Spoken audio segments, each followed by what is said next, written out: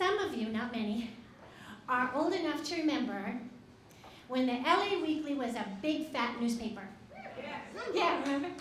And they used to do features on eccentric people. And one week on the front cover, there was a picture of a woman named Marta Beckett. She was 72, tall, thin, jet black hair. She owned her own theater, which she called the Amargosa Opera House in Death Valley Junction to be exact, population 7, where she would perform her original dance mime creations every weekend, whether anybody showed up or not. In fact, she painted an audience on the walls so she would never be alone. Now, back then, this 20 years ago, I was new to LA, I was a performer, and I was afraid no one would appreciate my talents, and my big fear was, oh my God, I'll go crazy, I'll drive off into the desert and perform for imaginary people. I thought, okay, I gotta face the fear. I'm gonna go and see Marta Beckett. So I drove 5-6 hours out to Death Valley. It's about an hour before showtime.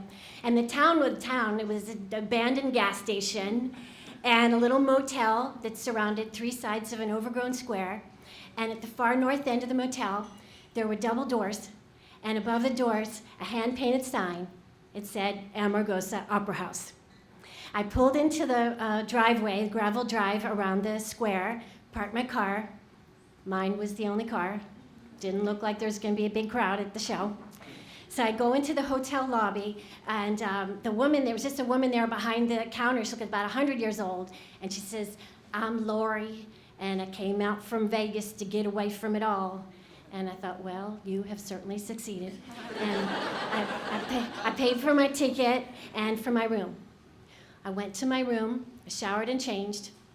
I came outside, and the driveway was packed with cars. There was a tour bus pulling up in front of the Opera House. There were a line of people there, a guy taking tickets. I got in the line, I handed the guy my ticket, and I walked into the theater, and it was like walking into the illustrations of a children's storybook. It was beautiful. She was an incredible artist. Floor to ceiling, her painted patrons sat in gilded box seats. And above the double doors were the king and queen in medieval dress, surrounded by the lords and ladies of the court. There were, on the right, there were monks, on the left, nuns, right next to the prostitutes and gypsies. And the ceiling was a blue sky filled with angels and doves. I sank down into a theater seat. After everybody was seated, the lights went out, and a taped, girlish voice welcomed us. It spoke in the first person. I knew it had to be Marta. And she said something like, after some success dancing on Broadway, I developed my repertoire of solo shows and began touring the country, playing schools, colleges. But by 1967, the market for the solo performer was dying. People wanted rock bands. While wearily touring the West, I had a flat tire in Death Valley Junction and discovered an abandoned theater. Built 1924, the year of my birth. I knew that I was looking at my future. Oh my God, oh my God. Then, disembodied hands pulled back the heavy red velvet curtain, music played, and the voice came on again, and she described to us the first scene we would see in the cabaret. There would be a saucy waitress, a gentleman, and a jealous wife. And at that moment, Marta Beckett, 72 years old, glided out from the wings on point.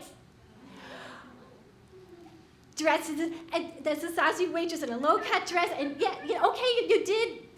her age did strike you, and she had, thick makeup and the drawn neck, but oh my God, she was enjoying herself. She was dazzling. She was just having such a great time. She was radiant. The gentleman was played by a life-size stuffed doll, and the ticket taker came on in a dress for his cameo as the jealous wife. It was all Marta's show. Scene after scene, character after character, like a kid playing dress-up. She was a soldier in a jacket and a mustache, and she was the jilted Senorita Dolores Morales, poisoning herself with hemlock. And I looked around at the audience. Most people wore polite smiles. A couple people were snickering. The children were enthralled. So finally, she glided out again from the wings, again on point, in a white ballerina's dress like they wear in Swan Lake, a little tutu. And then all the lights went out, black light came on. All you could see was the dress floating and spinning and turning, and you couldn't see anything that indicated her age. She might have been a child again. The black light went off. She disappeared. The house lights came up, and Marta came back in street clothing to sign autographs. The children rushed up to her. They couldn't wait to talk to her. The adults approached more slowly. And I thought, it doesn't matter what these people think. She's not doing this show for us. She's doing it for herself. I mean, she had painted an audience on the walls because she didn't need the approval of a single other human being to keep dancing.